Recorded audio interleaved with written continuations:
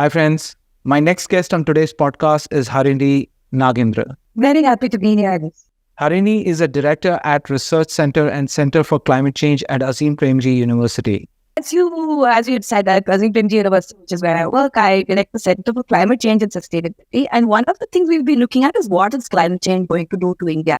Harini has some amazing perspectives and has done her PhD in ecology and environmental science. And she has some amazing perspectives about climate change, what you can do as an individual, what we can do as an individual, and what we as a community can do as an individual to make small impact on a daily basis. People that work very passionately in our cities, it is very obvious to them. But unfortunately, we know what you're pointing to, the masses don't get it. I think, if you ask them, they'll say, yes, that's true. But then I think they're so caught up in their lives that they just don't get it. In addition to that, she's an author of fictional books, which is the Bangalore Detectives Club and Murder Under a Red Moon. And there is another book of her fiction coming out soon. I write a lot of non-fiction, including books, right? So the nature of the city, cities and canopies. I have another book coming out in September, which is called Shades of Blue, which is on water issues in Indians. It's been fascinating to have her on the show. And if you want to learn more about climate and climate change, I would recommend do not miss a beat on the show. So without much further ado, let me get on with it.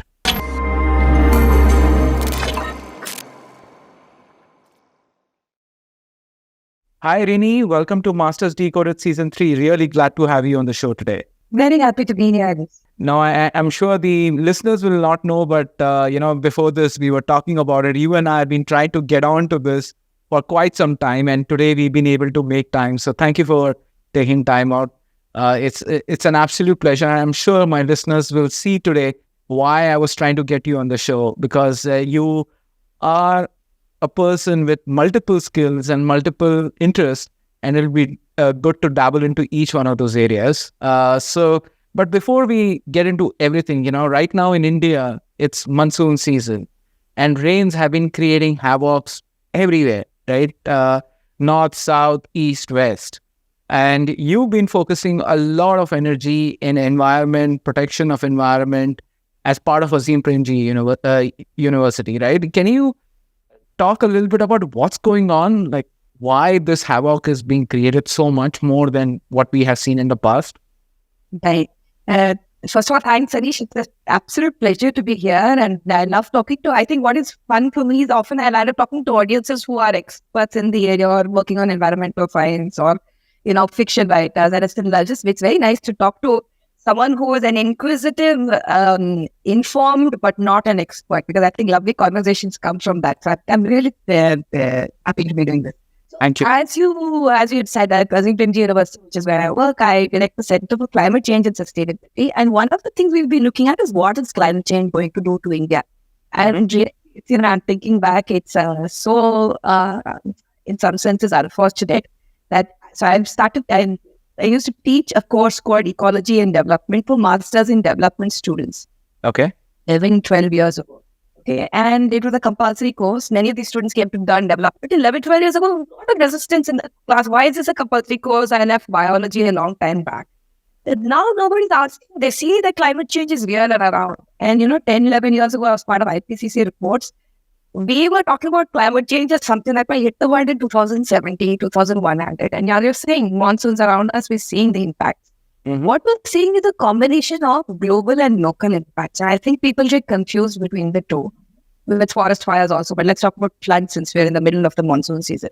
Yeah. So firstly, our cities, we are going at a breakneck speed. We're already 33% urban, and then the projections are in another 20 years, we get a 50-60% urban. That's a frightening number. Delhi, Mumbai, Kolkata will be more than 100 million people. Wow. Think of those cities. What size Bangalore? I don't know, 30 million. How are we going to fit 30 million people in the Bangalore? So what you do is you pour concrete everywhere. That's the first thing you do. So that's one part of it. You're filling in the lakes, you're filling in the wetlands. And what they did was they were what they call the sponges of the city. So where there's excess rainfall, these areas were porous. They would absorb the rain and push it into the ground, which means in the summer when you have drought, you can actually pull it back up through wells. Yep. Now that has completely gone. So the rain hits the concrete. There are no trees to break the flow.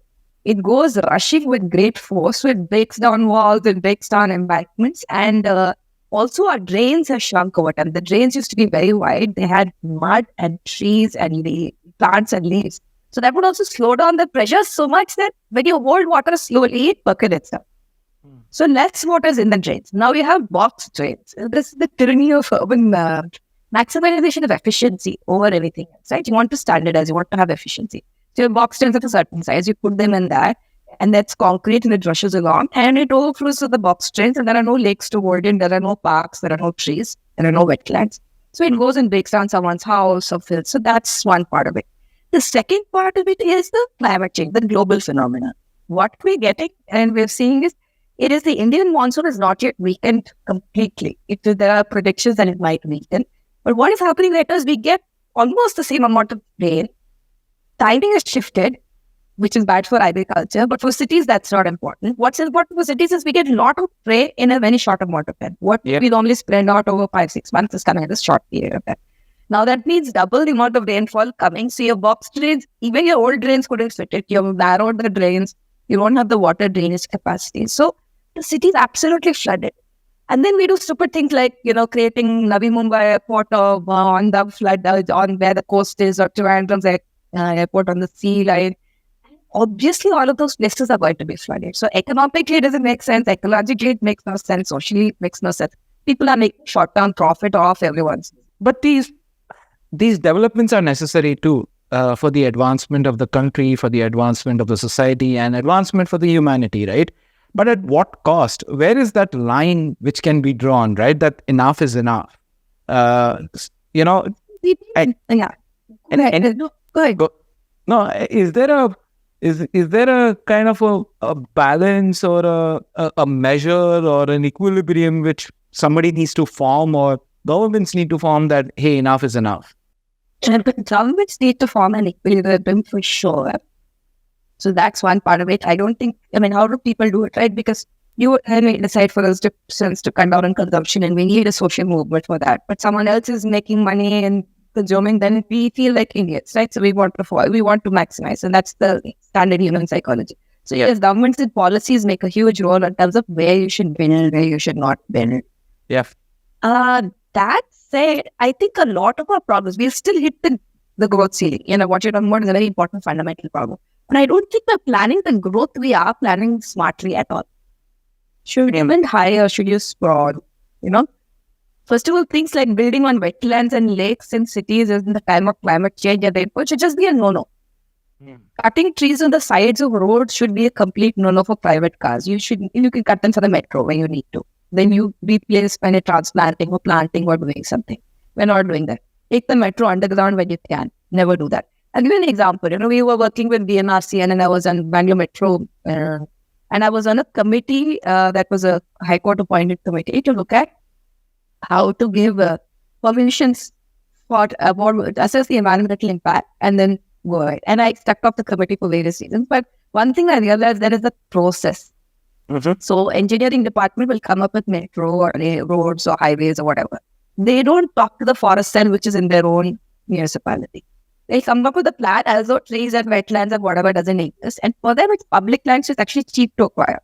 Yep. Right. So they do that. And then they come to the forest department or the environment, make for clearance. Yep. Those days are under huge political pressure because you can't hold up a highway or a road once the detailed project report is there and the tendering is done and all of that stuff. If they sat together and talked to the first place and said, can we bend it a little bit here? Can we take it underground in this section? You could do a lot. So I think that's my sense is just by snorts. I think they are pitting this as a development versus environment debate. And people will always say environment later, India is a developing country. We need to get people out of poverty, which is absolutely true. Yeah. Point is you can do both. And you're not getting people out of poverty this way because, like our own research has shown, the people who are the poorest are depending actually on this environment. In the city, you have migrants who are using firewood, plucking weeds from areas near lakes, using the water from the lakes for washing their clothes, using the trees to sleep as heat relief during times of heat strokes, so that they don't fall sick. All those kinds of things. So you're not actually helping the poor by removing this. But, today, I'm sitting in a hotel right now and we are having this conversation. And when I look out of the hotel, there are huge concrete buildings in this complex. And however, there is also a lot of effort in building, planting small trees and, getting greenery around the concrete area. Is that enough? In the name of constructions and in the name of development, whatever, or do you think there should be more effort? Because if you look at countries like Singapore, right, which is developed significantly, but if you look at the amount of greenery and they've maintained that creates that equilibrium. Do you think that is required seriously to be looked at, not only by the government, but also by institutions and corporates, and also common people like you and I? Like at my home, we never planted trees, right? But I can see my mother, my son, both having, the grandparents, grandson fun, and they are planting trees outside in our, the apartment, the outside in our balcony, right? But I always feel that's not enough, right? What can be done to change that scenario? A lot of different things, and there are a number of different countries that are experimenting like this. Singapore is a fantastic example because, they used to have this idea of a garden city. Bangalore called itself a garden city, which is where you are now, and it's no longer that. Singapore went from the garden city concept to say they are now a city in a garden, right? Yeah. So they're no longer a garden in the city, but the city in the garden, which is just a beautiful conception of how you can change and be a powerhouse of economic growth. Yeah. We could do a lot. New York, Baltimore, many of these cities had million tree planting programs in Los Angeles about 20 years ago. And they work brilliantly. We should be doing something like that. Million trees planting program. We are doing 10 million trees cutting program. That's all for the cities that do. So we have to do that. Where we are planting, it seems very strange, but municipalities, because, so for instance, take Bangalore, they're not planting trees on roads. They say activists, tomorrow they will have to widen the road. So the idea is infinite road widening. And they say activists will protest, and let's just not plant trees. Once we plant the trees, let's take them off the road. So the thinking is completely lopsided. What could we do? Corporates could do a lot. People could do a lot. Not as much as the government. I come back to that every time because I think government is the biggest landowner in India, and therefore, we really need their help to work at scale. That said, while pushing them, I think there's a lot that each of us could do. Corporates, for instance, you could plant trees across this concreted campus, many more. What is every, we're talking about, for instance, rooftop painting with white paint to reduce air conditioning. What if we just turned everything into rooftop gardens and started growing your own vegetables? People would get local food. Your food miles would go. You would make people reconnect to nature, like you're saying, your mother and your son. And reconnection to nature is what we've lost, right? Once you reconnect to nature, so people have found with research. I'll give you a simple example. Someone was looking at in Bombay, what happens to people who do rooftop gardening. And there's a lot of criticism that it's an elite thing. Only wealthy people do this, and why should anybody bother? But this is very interesting transformation. You start with rooftop garden, then you realize you need manure.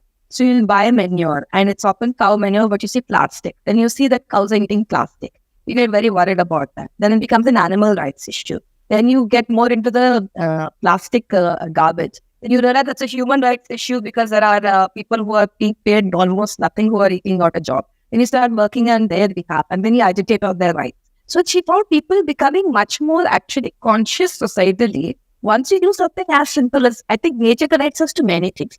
So on that's at the people front.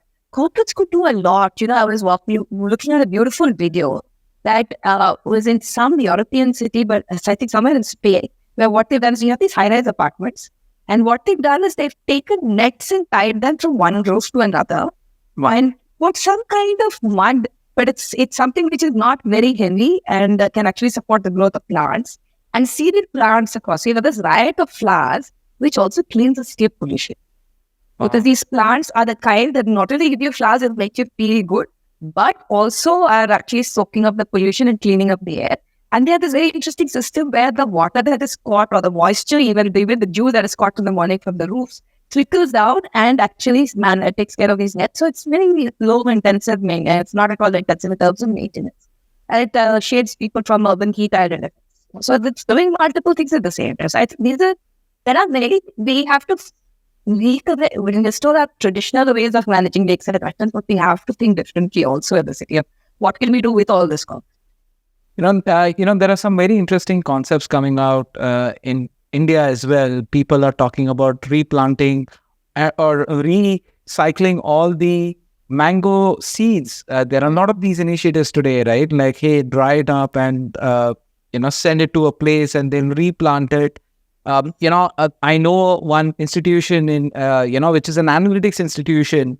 So what they did is on my birthday, because I'm part of that, they sent me a sapling in a small pot, right? It's such a novel thought, right? That, hey, they are leading into it. So those are a couple of things. And today, concepts like vertical gardens, having those concepts coming in, to your point, are those. But I think it's still not enough. We've not reached. Yeah, it needs to. And I think that the piece which you spoke about, the education piece, right? The ecology and the biology programs. I think in schools today, we don't teach that more, right? I know in my school days, we were like every year, we were told, hey, you have to grow a sapling and bring it, right? But it doesn't happen that much. I don't know, if you've seen that happening now in school and college, but to promote that, to promote whether it is composting or any of those pieces, it's not being done, because if you fix those knowledge at a grassroots level, as grown-ups, as we start growing up, we remember those. We remember our childhood, right? They say there are childhood traumas, but there are childhood good things which we learn, which we always take on as we grow up. So do you think, that can be a big game changer as well? Absolutely. As you know, we grew a lot with children. So we have this climate change festival we run at the university. I don't know if that you're aware of. Last year, the theme was reverse. So we do off life, because we want to make it a joyous environmental festival, not a doom and gloom for young children. Rivers of Life had 10,000 visitors, 8,500 were young children. And this year we wanted to scale it up to 20 to 30,000 in Bhopal and Bangalore campuses. Wow. What we've seen is a few things. One is that children respond so well to this joy. The second thing is, so when we did rivers, all the older people who came had seen most of the rivers. We had interns from across the country documenting them, and they'd seen them in good condition. And not a single water body in the country, big or large, big or small, stream or Ganga or Brahmaputra, that kind of majestic river, or tiny pond, they show unpolluted. It's horrible. I mean, so when you see it at that scale, suddenly at the country, intern after intern documenting these changes, it's quite. So kids really responded to that, and they all started to think, what can we do? And they came up with a lot of ideas of what they could do. So I think this is really motivating. The other thing is, we did this set of interviews with urban activists across the country. And when I'm saying activists, I'm using it loosely. It could be somebody who works with schools to help them with environmental education because she's just fascinated with it. It could be someone who's actually an activist filing PILs. It could be someone who is working with slums and teaching them how to plant things for food, all kinds of things. But all of them mentioned exactly what you're saying. They mentioned that it was something in their childhood that influenced them. But what is interesting is it's education, but a huge amount of exposure to nature. And I think that's what universities. So what we are trying to do is, in schools, for instance, plant a tree. Every school should have a large tree, some people tree or banyan tree or something like that, where classes can be done under the shade of the tree. And that, I think, is what you need. You don't need, say, if you do environment, the concrete classroom is like a textbook thing, and you just have, it's one more thing to memorize. It's not going to be fun for them. I've been doing biohacking, Harini, and one of the things which, and I travel often, and to get off your jet lag, if you're traveling internationally, they say you need to get grounded. Yeah. And I'm sure you know what grounding is, but for the benefit of the audience, is that you walk bare feet on grass, specifically on grass or earth, right? At least I have a very sensitive feet, so I can't walk on bare. And when I talk about bare grounds, or bare earth, it's like real mud and stone, right? It's not like concretized. Today, it's hard to get that, especially in India, right? Like today, if I'm out of this hotel, it's hard to find a place where I can walk on a nice grass. And I'll give you my own example. In our own society where we stay, the apartment society where I stay in Bombay, it's called Garden Colony, okay? And before, at least when I was growing up, when I was a child, I was telling my children the other day, we had grasses which were almost at the height of 6 feet, 7 feet. And we used to play hide and seek in that. It was fun, right? And I miss those days, right? And as things evolved, we concretized, we took away the grass and we concretized the entire building, and today we have tiles, right, on the entire apartment complex. So that grounding piece is missing, right? And it's not, people think, okay, it's not just climate change, but it's actually impacting human beings as well. And it's a vicious circle, right? Which has an impact on our health, has an impact on our sleep, and all of that. Do you think, I mean, in your studies, when you've done that, uh, and from an education perspective, do you see that people realize that it's impacting us as human beings more than, the climates and all of that? People that work very passionately in our cities, it is very obvious to them. But unfortunately, we know what you're pointing to, Anish. The masses don't get it. I think, or if you ask them, they'll say, yes, yes, yes, that's true. But then I think they're so caught up in their lives that they just don't get it. And you're absolutely right. I remember the joy on walking on a freshly watered lawn, that squishy kind of thing below your feet. Where do you get that nowadays? I was so thrilled when I was in Rome. I was in Rome for 6 weeks earlier this year as a visiting professor in this university called Lewis, which works on urban commons. And I looked at Rome, the way they keep the public park, they do more than. So you go to any monument and there's grass growing, like you're saying, 5-6 feet high. I've not seen this in any other city. But the Romans, you ask them, and they'll say, oh, Milan is so beautiful. They keep their ecology so well. They maintain their ecology so well. Look at ours. It's so messy. And I was trying to explain to people, working in, let's say, the business school or the economics department that, look, this is what it is. Ecology is messy. You're supposed to experience it and get dirty. And then they all, that's why I light up and then tell you, oh, when I was a child, I did this with my grandparents.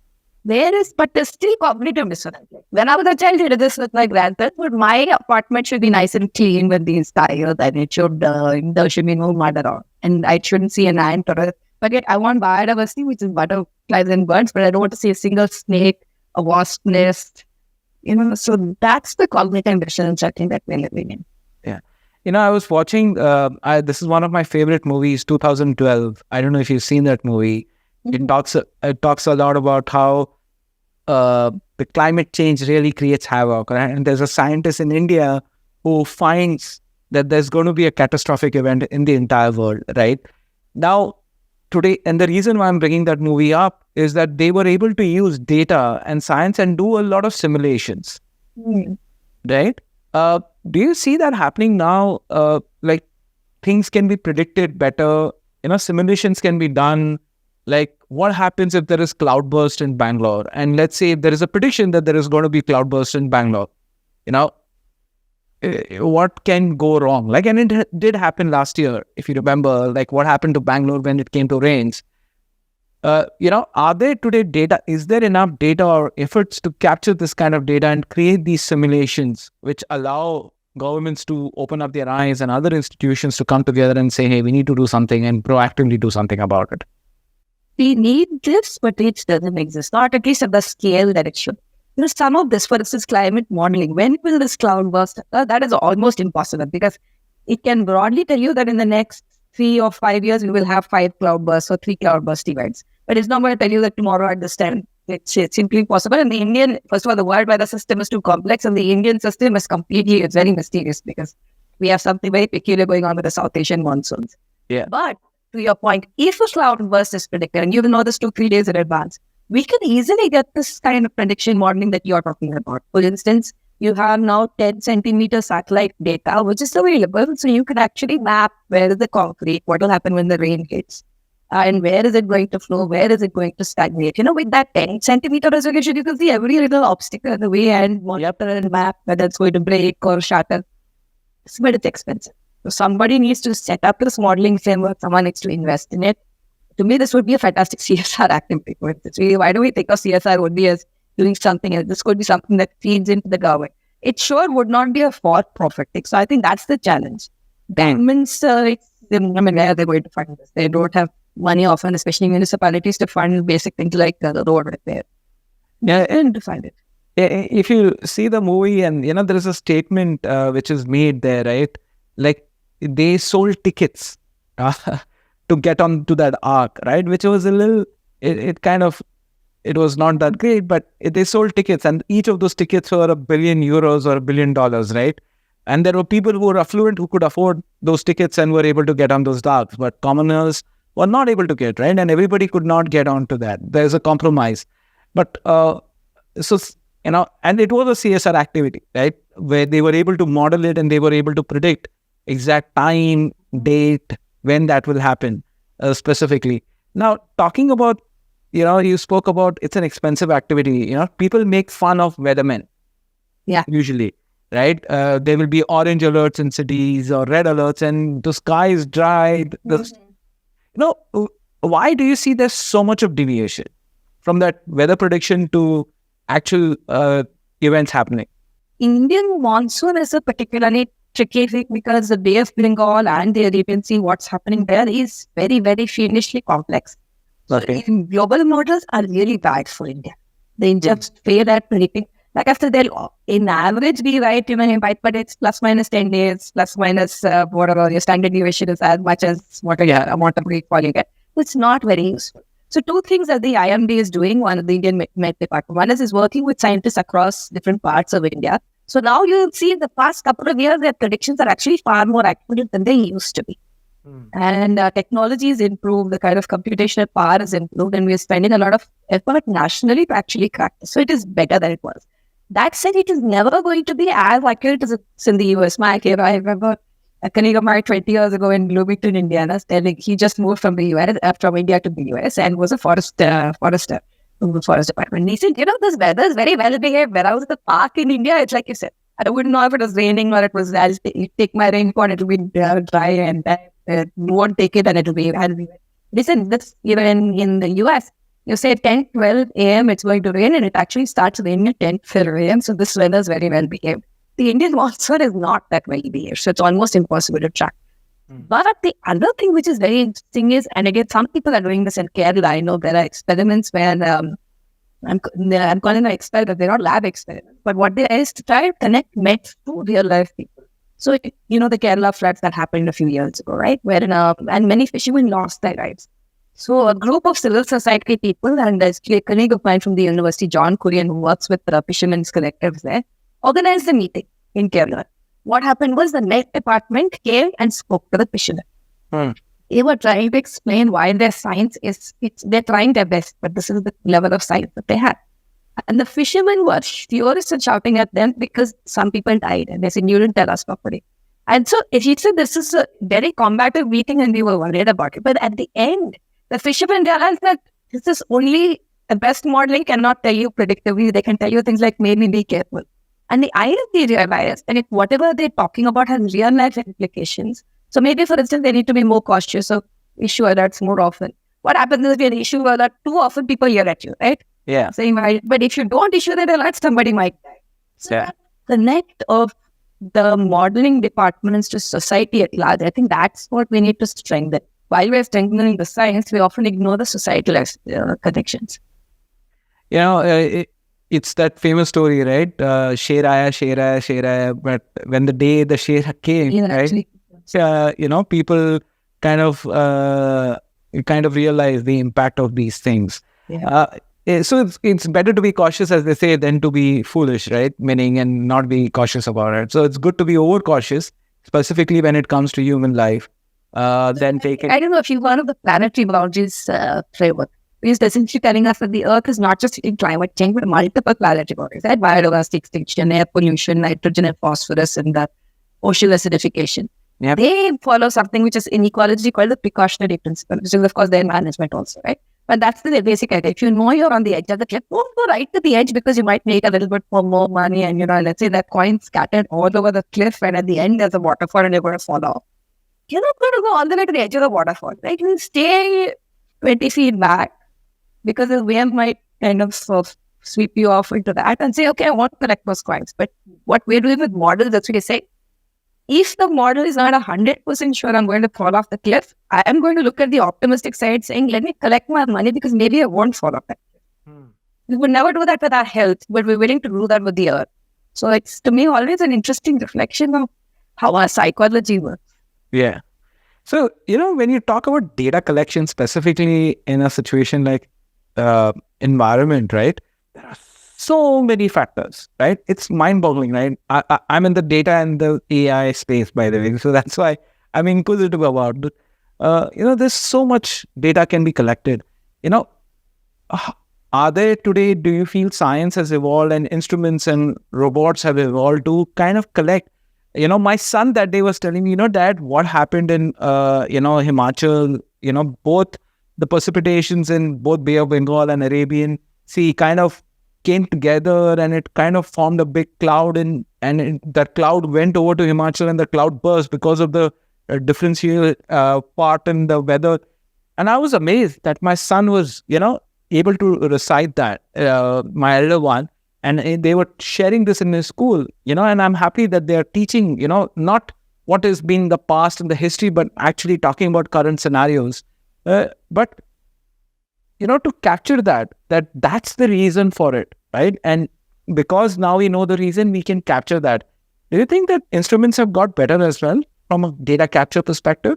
Well, definitely, sensors are far better than they used to be. But again, so possibilities and potential is high. We're not using them enough for it. So take air pollution again, something very simple. All our cities are polluted. We have this pollution control board, whether state or national, and they'll have five instruments across Delhi or five across Bangalore, which is quite interesting. You need to know where it's spiking, when it's spiking, and then you come up with programs, not some stupid scrubber, but something that says, let's say 10 a.m. I have a lot of pollution in this signal, so maybe I have to do traffic management, file an AI-based kind of divert the traffic here, or do something else, change my signals, change the stopping time. We should be able to do that. What we're doing with metro study, they can take traffic, very simple. Huh? We've all got cell phones, so we can know. We actually should be able to track traffic in Indian cities very easily with kind of data that is readily available. But you will see all of the Indian cities putting together flyovers or metros based on with traffic studies that were commissioned a year ago, where people went for 2 days and did some studies. That's completely not the kind of data that we're using. So yes, absolutely. Weather again would be complex, I would say. And there are things like we are trying to develop at the university air sensors that air is a really complex thing. It's horrendously complicated. Like when Delhi during COVID lockdown, nitrous oxides were actually higher because what happens is traffic reduces, but trees are still there putting out volatile organic compounds. And in the absence of the kind of exhaust tubes that cars put out, there's some complicated chemistry going on. So some pollutants are extraordinarily high, even though there's no traffic. This is something, again, we could model and actually figure out and plan if we could take all these like 20 different air pollutants, many of them which are very new to us, and do this complicated modeling. And you would actually set up sensors they're very cheap, but as accurate, you can do that with calibration, with AI, you could do a lot. So again, there's so much that could be done. Google really recently released something which is a map of all the rooftops or the concrete buildings across India. Brilliant data set, but you need someone again to invest in that kind of data, getting enough to train your AI. Yeah. The data is always a challenge, and to collect that data, and that the will to collect that data is always the first step. Once you're able to do that, then everything else can be modeled or built on top of it. Harini, I want to switch gears a little bit, right? And then as I said, you are a person with multiple skills and multiple facets of your life. And I don't know how many people know, but you also are a fictional writer. You already have a book which has been released, and you're in the process of releasing another book. Where did this come about? Writing fiction stories and, writing a great book. How did that come about? So I write a lot of non-fiction, including books, right? So in the Nature and the City, Cities and Canopies. I have another book coming out in September, which is called Shades of Blue, which is on water issues in Indian cities. Yeah. We'll be talking about a lot. But I always, from when I was a very young child, I wrote fiction much before. So I read a lot, and I'm always read. I attribute a lot of it to my sister. So my sister is 11 years older than me, and it was the two of us. And my mom was very busy when we were growing up because my grandparents were old and needed looking after. So the standard thing was my sister would be given the charge of me, and she obviously didn't want to spend all that time taking care of me. So when I was 5, she taught me how to read. Then I said, sit down, hear the book, read, and leave me alone sometimes. So I and like today, that it's because of you wanting to get rid of me that I was reading a lot. And I used to write therefore a lot because I loved reading and I loved writing, and I had fantastic teachers, speaking of school, who really encouraged that.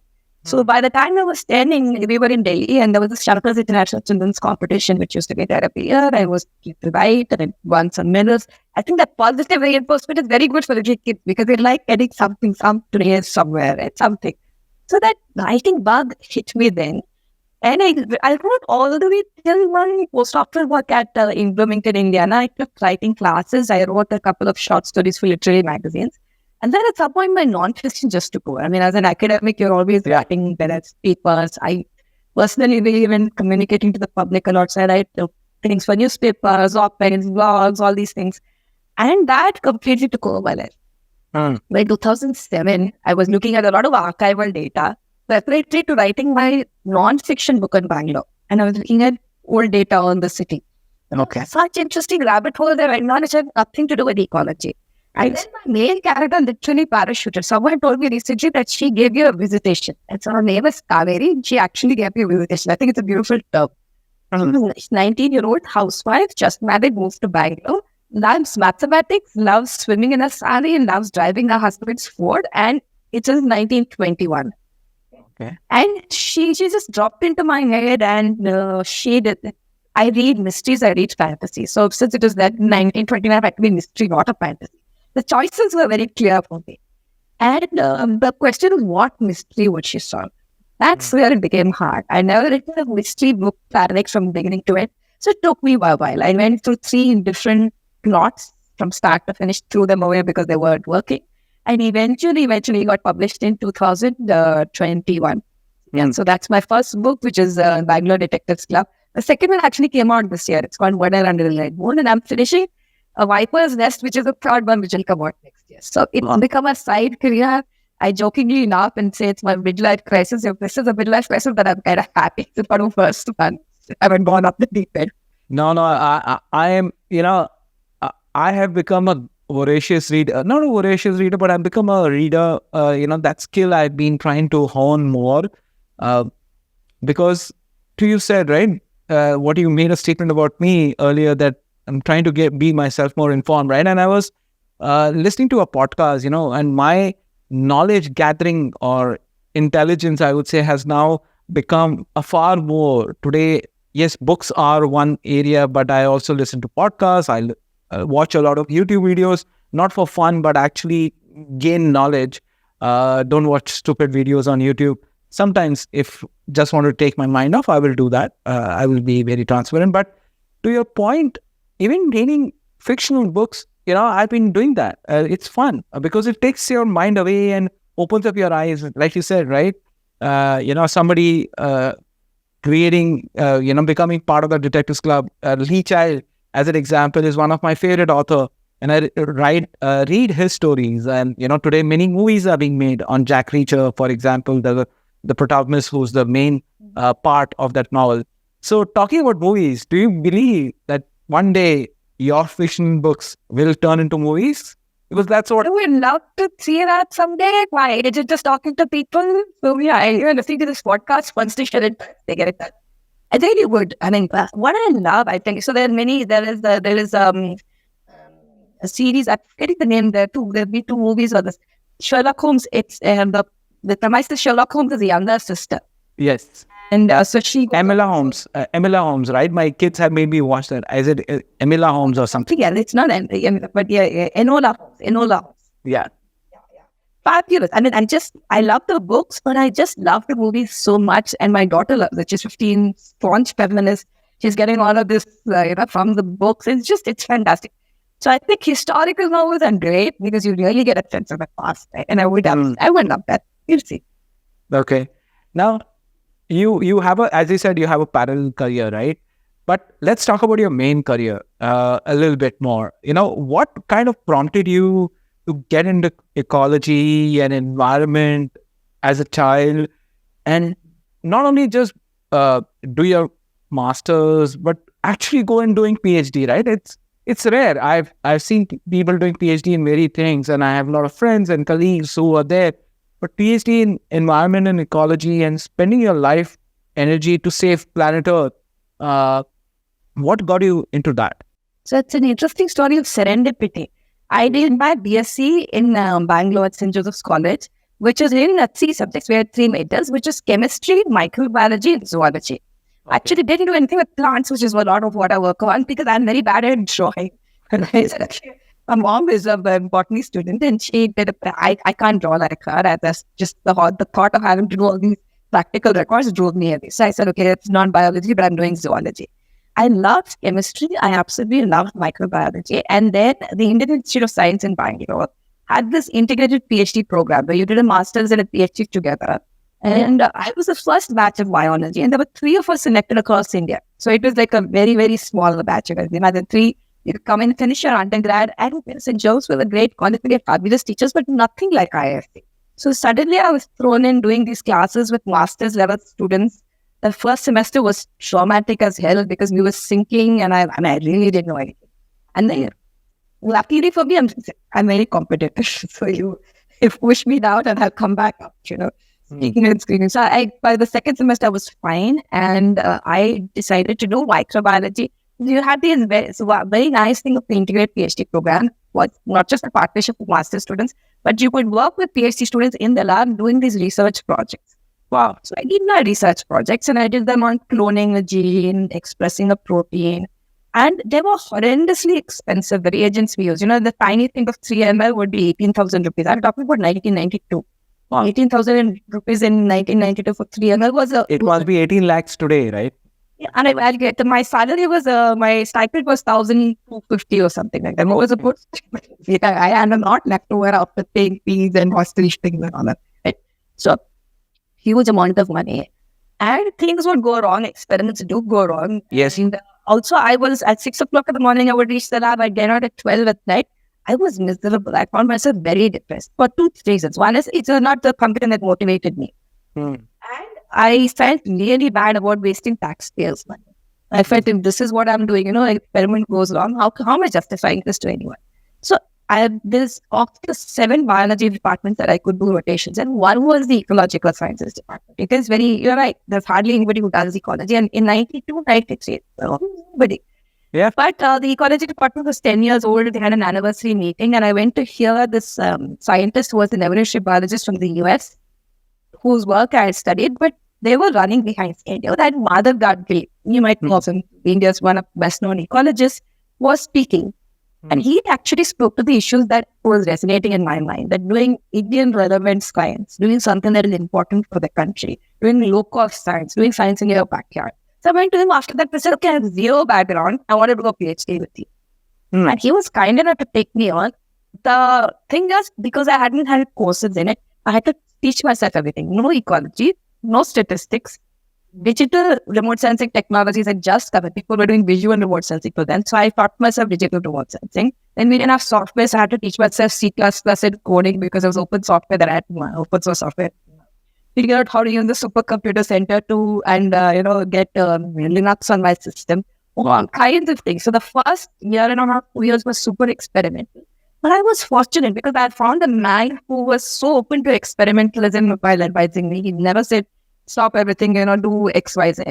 And I love that. So that's the spirit I've kept. That's why now I do history, I do social sciences, I do institutional analysis, because I'm not been trained in anything I picked up for my PhD. That's sort of the serendipity. I keep saying it wasn't that day. I don't know what happened.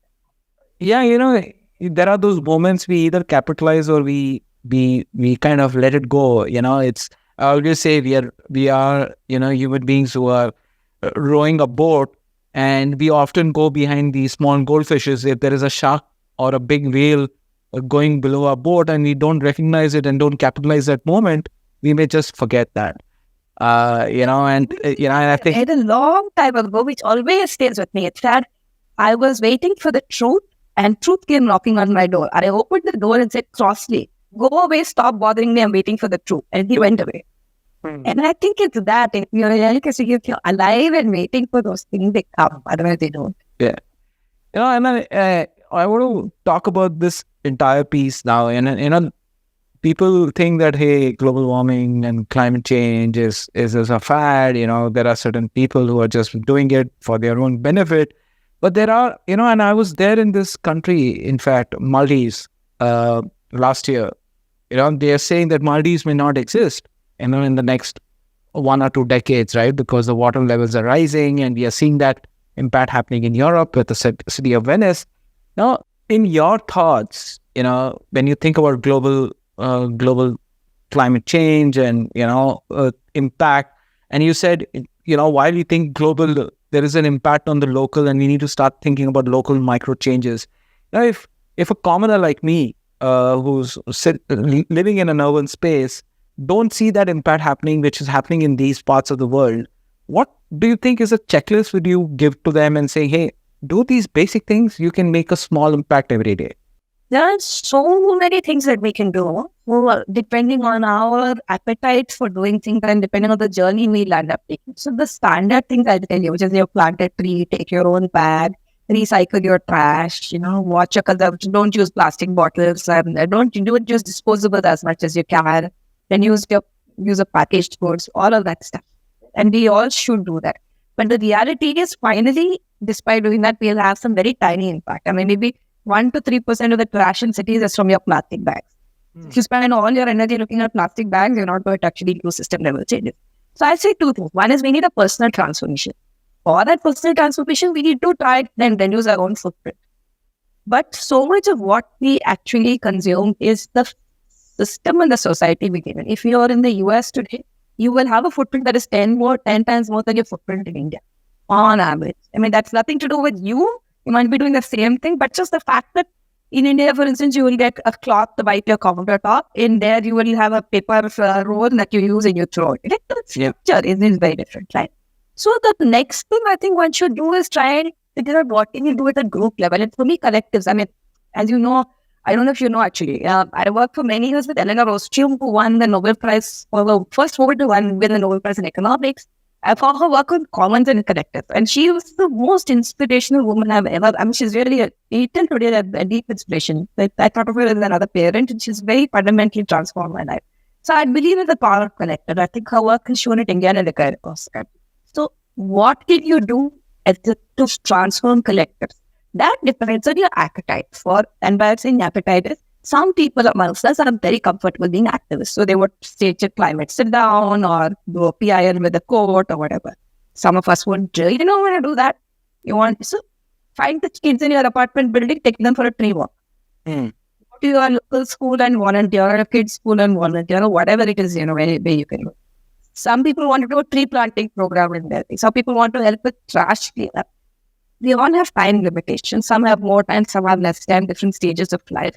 But what I would say is my one thing over 30 years of doing this work is, as individuals, we can't do so much. It's that standard thing that we used to, I don't know if you remember, when you watched movies, this thing used to come about, ek titli, anek titli. Yeah. So, ek chidi, yeah. Exactly, ek chidi, yeah. If you have one stick, you can break it. If you have a whole bunch of sticks, you can't break them, right? So we have to work on that collective to whatever extent we can. Yeah. Whatever it is our risk appetite for taking on problems. But I think that's my big thing. What we can do as a community. It's about community. Because, just a while, because, it's a very dismal area to work in. Again, at 30 years, I'm an optimist. I have to say my optimism is very hard. You see, people say this. You're really right. People say that we're making money off it. Which side? You never find the rich scientist anywhere. I mean, the wealth is in other careers. I think you won't find a rich teacher anywhere. You won't find a rich scientist anywhere. And this is what if you wanted to make money, you would be somewhere else. Yeah. But environment is degrading as you do something. So it's when you work with your community that you find hope and optimism. If you do it alone, it's overwhelming. You just sink into mental despair. You get mental health issues. I've seen a lot of activists burn out. And so that's why I'm saying connect. But that's a very interesting perspective. Rather than thinking individually, you think as a group or as a community which comes together to do these micro pieces and either take turns or take actions together, which can have a manifold impact. That's impressive. On that note, Harini, this has been a wonderful conversation. Today, at least I'm more educated about environment and the impacts which it is having and it will have on our future. So hopefully the listeners get something out of it and they have learned something out of it. I know you are busy and you're super busy with your personal and professional life. So thanks for taking time out. It's been a wonderful conversation today. Thank you so much, Anish. It's been a great pleasure. Like I said, I love the idea of talking to you, and it's been a fascinating conversation. So you left me with a lot of. Thank you.